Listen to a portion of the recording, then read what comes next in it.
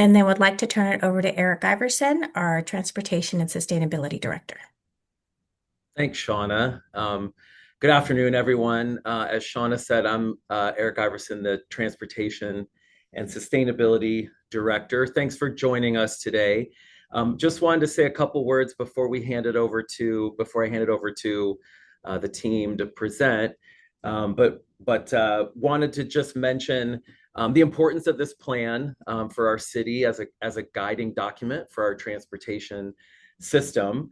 With this plan is in concert with and complements the Tempe general plan that was adopted by the community and the council about a year and a half ago. It's a detailed plan really laying out the future of our transportation system in Tempe. Again, I've already said it's really important.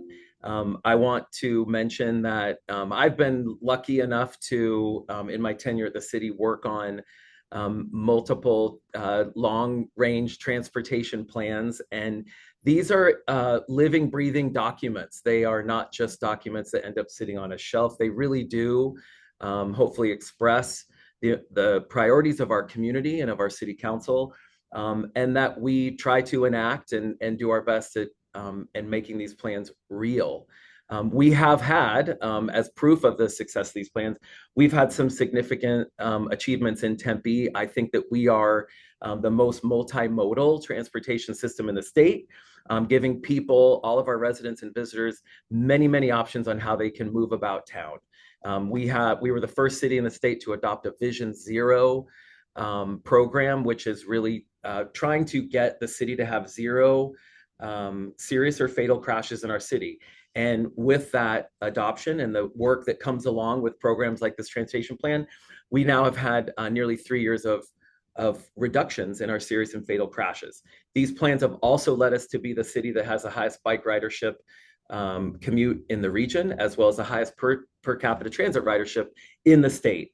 So they do really important stuff that get us to, I think, a successful place in transportation and quality of life in our city. That being said, we want to hear from you all and help us steer the next phases of this transportation plan. And with that, I will hand it over to Lindsay Post, who is our senior transportation planner, leading this effort. I would be remiss, though, if I didn't thank all the departments that are helping on this project, and then specifically thank the rest of the team in transportation planning. Chase Wallman, who's our principal planner, Mitchell Willard, also on this call and is helping with this effort, Alex Phillips, who is really doing a lot of work on this project, and then Shelly Seiler, who's our deputy, is also here. We are all available to answer questions afterwards. And with that, I will hand it over to Lindsay. Thank you. Thank you, Eric. Good afternoon, everyone. As Eric mentioned, I'm Lindsay Post, Senior Transportation Planner with the Transportation and Sustainability Department here with the city. And I'm also the project manager from the city on this project. I am joined today by our consulting partners at HDR. We have Michael LaBianca as the project manager on the consulting side, as well as Nicole Moon, who specializes in public outreach. I'm glad to be back with you all today to update you on our progress with the Tempe Transportation Plan 2050.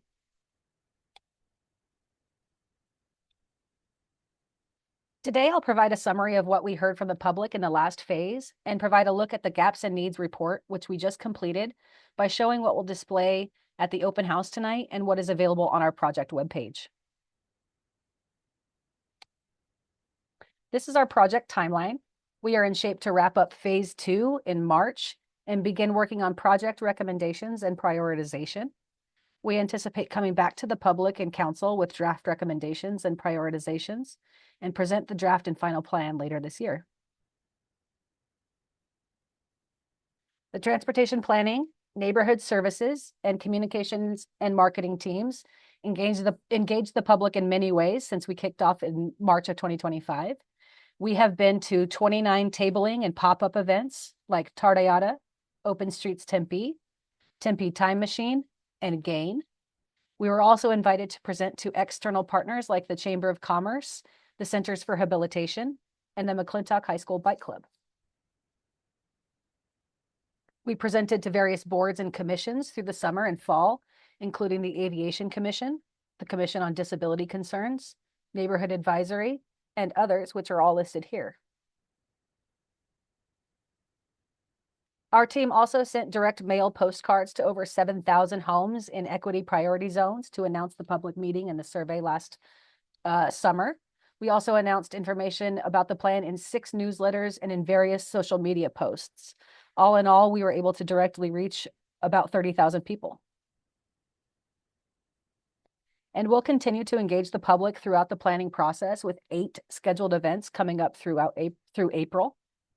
All events like these are announced on our project webpage, which I'll give you a link to at the end of this presentation. And now I'd like to provide a summary of what we heard from the public last summer, which helped inform the Gaps and Needs report that you'll see a summary of here today. We received 400 unique responses to our survey in September. 7 survey questions had open-ended questions where the respondents had unlimited characters to voice their response. We got just over 700 unique responses to those. I'll review the survey summary with you now. The next 10 slides will review each of these questions and show the top 3 responses to each. So I'll review those each with you now. These were multiple choice questions where respondents could select more than one option. About 60% of the respondents drive as their primary mode of transportation. You'll see that in question 1, 14.5% of the respondents to this survey bike as their primary mode of transportation. And we can compare that to the national average in urban cities being 1.1% of the commuting trips using bikes. 37% of respondents wanted us to prioritize bicycle safety, bicycle travel, with safety being a close second. There was a 3-way tie on this question for 3rd place, all coming in at about 22% of the respondents. I'll leave this here so you can view the slide in its entirety. And you'll begin to see a trend here with 67% of people saying they would walk more if there was more shade.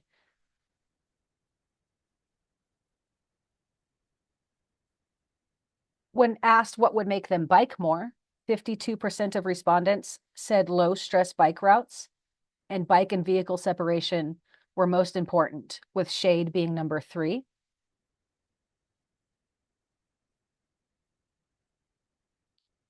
Separated on-street bike lanes came up again when asked how Tempe should improve the existing bike network, followed again by shade, and then traffic calming bike infrastructure. And of course, we recognize that the majority of roadway users are driving their own cars.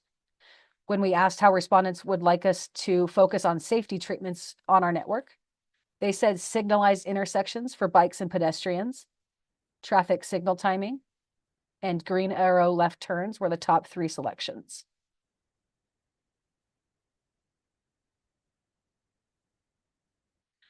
When we asked if respondents took transit and how often, 62% indicated that they did and that they take it weekly.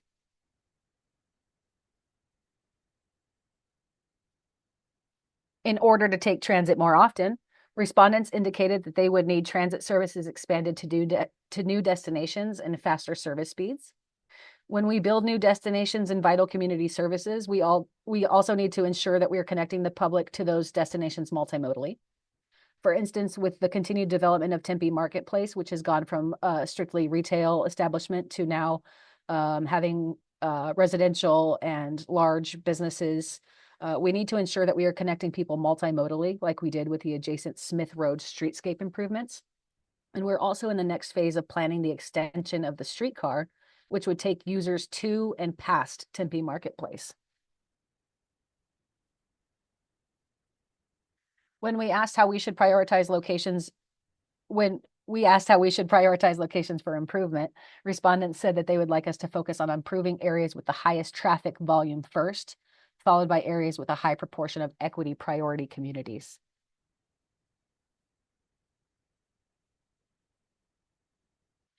And finally, when asked what we should focus investments on, the top response was on walkability.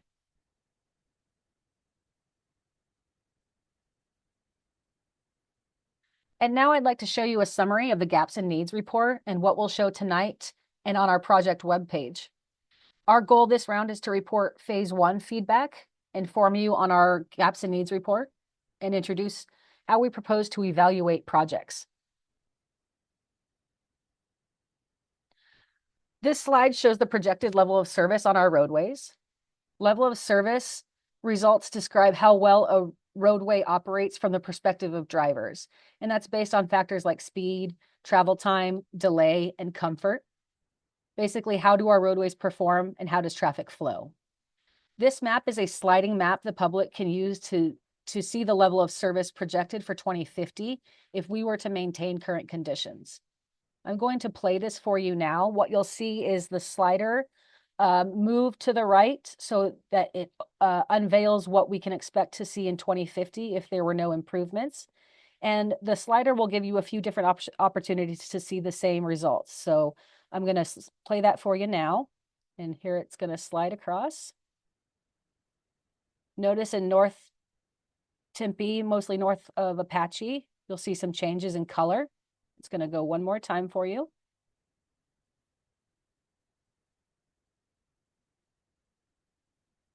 This will be available on our project website for you to view at your speed. You'll see most delays and congestion north of Apache on corridors like University, Rural, McClintock, and Mill.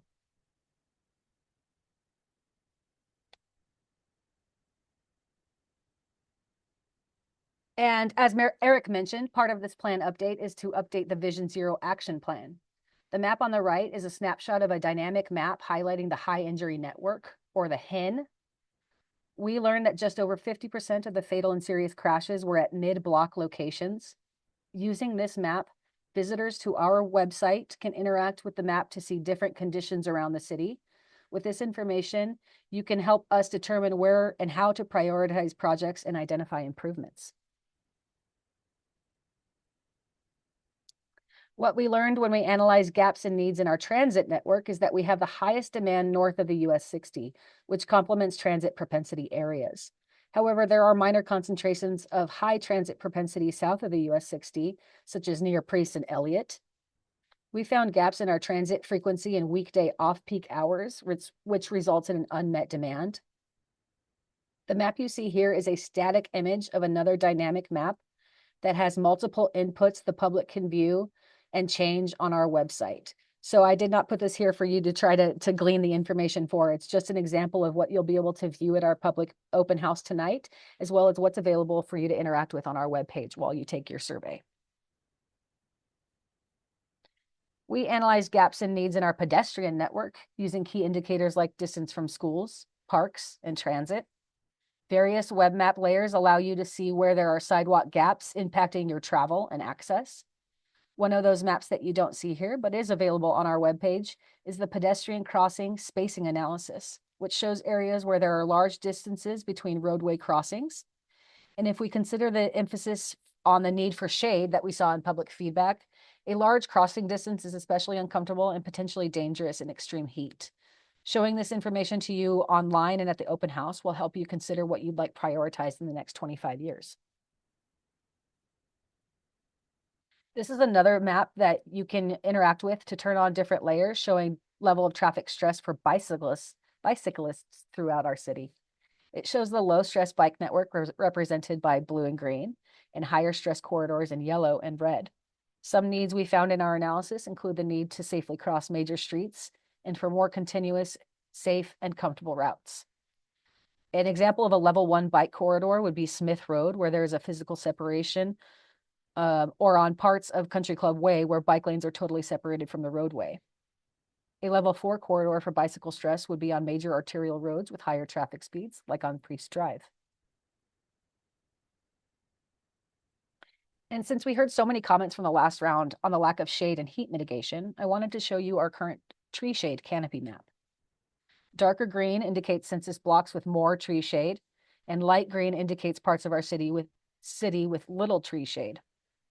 Those little freckles that you see on the map are representation of where we have engineered shade. And that could be a transit shelter, shade canopies, rest nodes along bike and pedestrian routes, and anything else installed for the purpose of providing shade in our public areas. And finally, these are the factors to consider when assessing and prioritizing a project or corridor. Our goal with these evaluation criteria is to identify projects that can be evaluated using measurable, qualitative, and quantitative data. Criteria selected should align the goals and policies that define the transportation plan. This evaluation criteria will be influenced from feedback collected from you, the public, and in our collaboration with the core working group and technical advisory group here internally in the city. If you come to the public open house tonight, you'll also have a chance to tell us your priorities. We also added this as a question in the survey. And speaking of, our public survey will be live today on our tempe.gov/forum webpage. You can also take our survey tonight at the public open house or link to the survey from our project website, transportationplan2050.tempe.gov. We will post the recording of this meeting to the website as well as all informational materials to help you take your survey. We look forward to coming back to the council and to the public to present draft project recommendations and the draft and final plan later this year. If you need to reach me or the transportation planning team, you can use this contact information to do so. This concludes my presentation. Shauna, I welcome any comments or questions at this time.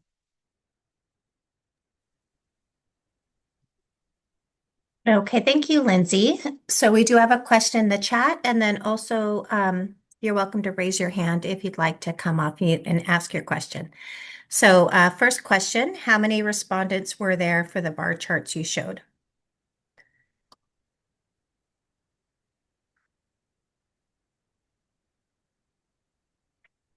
Thank you, Shauna. The survey allowed for people to skip questions. So unfortunately, I don't have that information available. We know that we had 400 overall survey responses. Within those survey responses, 400 surveys that we got back, 700 open responses came back. Unfortunately, at this time, that's the extent of the information I know.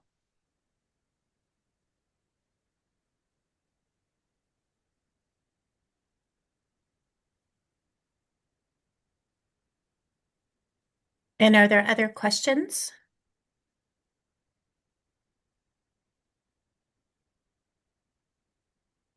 Okay, question. Is there a philosophy related to trying to put bike lanes on major streets where the speed differential to a bike is high? A philosophy. Chase, I might ask you to help me with that one.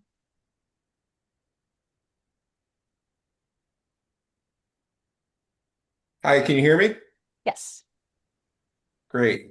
So I think related to that, what we're looking at, this is Chase Wallman, Principal Transportation Planner.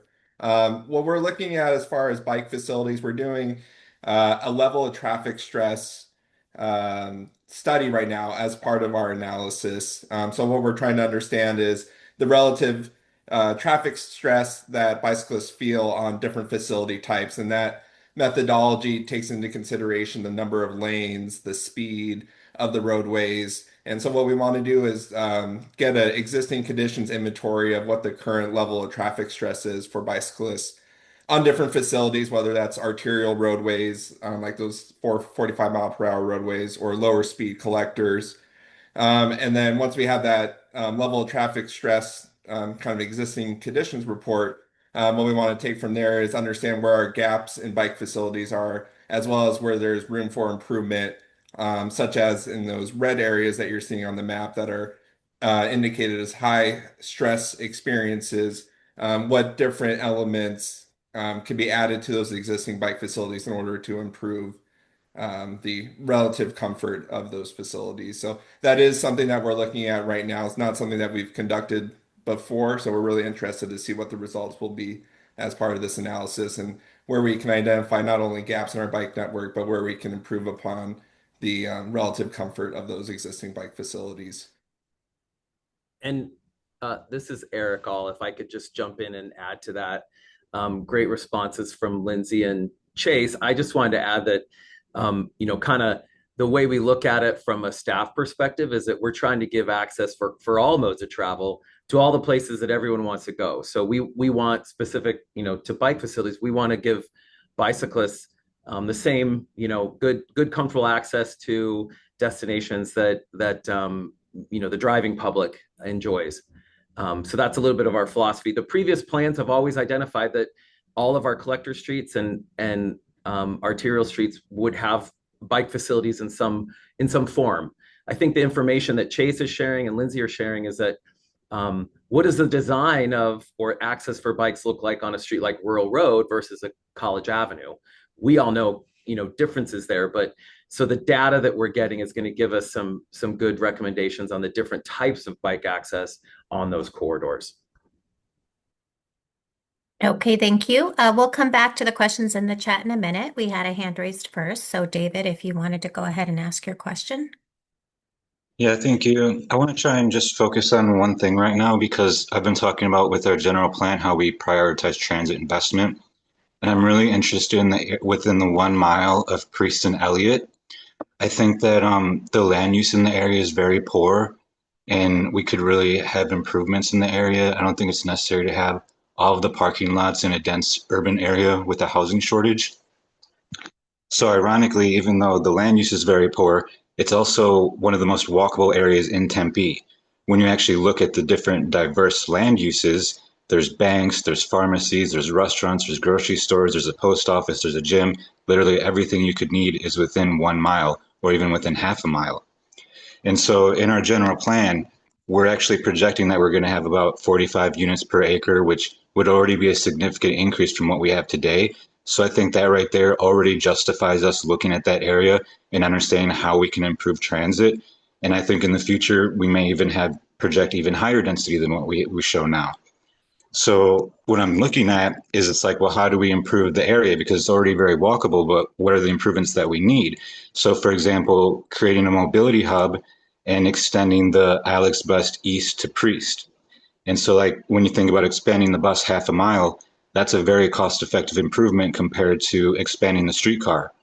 Other improvements are things like bus stop shelters, right? In theory, the city could replace every bus stop within 1 mile of Priest and Elliott within 1 year, if that was our priority. And that would technically be very cost effective. And then I think, in the future, as we see these developments coming in, hopefully the private developments would pay for, green infrastructure, right of way for bike lanes, things like that. So that way we can continue to improve on that and make it more walkable and provide more shade with the green infrastructure. So that's why I just wanted to try and focus on this one area, this one topic, because it's been a priority for me. Even when I was on the general plan working group, I said that this is an area that we really need to look at because it's very just strange that the land use is very poor, but it's also very walkable. And I feel like we could improve that by looking at a transportation plan and understanding how we're going to accommodate that growth in the future.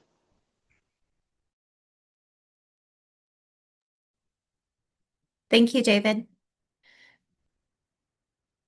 And then to the previous question about how many respondents to the bar graph, and then the later question about survey results. Thank you. There's Michael shared a direct link to the survey report from the first round. So all of that information is posted. And then for our current survey, you can find that on the website after that closes and is summarized as well. So yes, all of those details are available. So then another question was, the intersections from rural northbound from Rio to the 202 were rated F in the past. What are they rated now? And if not rated in F, what changed from the prior plan?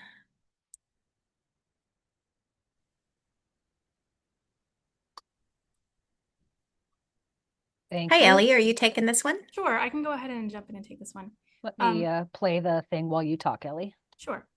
So the general plan is not assessing intersection level of service. So it's not specifically at each intersection. What we're looking at is segments level of service. So that's one way to look at it. The intersection itself might experience delays during the peak hours. but the segments themselves are what we're seeing in the results here. And I will also say we have seen a shift in some of where the volume is distributed. We've seen a lot more people coming in and leaving Tempe using the McClintock and 202 interchange, as well as the Priest and 202 interchange since I've started working for the city in the last 5 years. So we are seeing volume start to spread a little bit.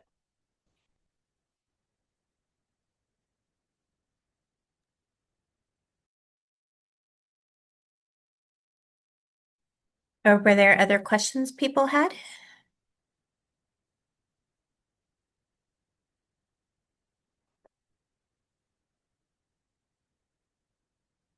And if you can't quite figure out that hand raise, feel free to come off mute.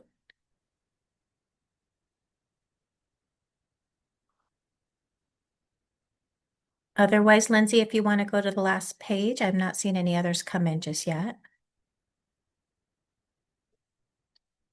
And then I did drop the direct survey link in the chat as well as the transportation plan page. So you're able to access that there.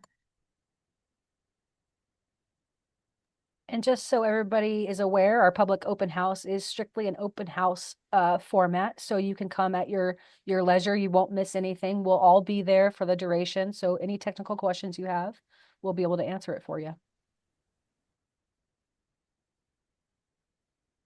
All right, then I'm not seeing any other questions. Anything else to close out, Lindsay? No, I don't think so. I really appreciate everybody's time. Really, really great input. I look forward to hearing from you this afternoon at the Tempe History Museum.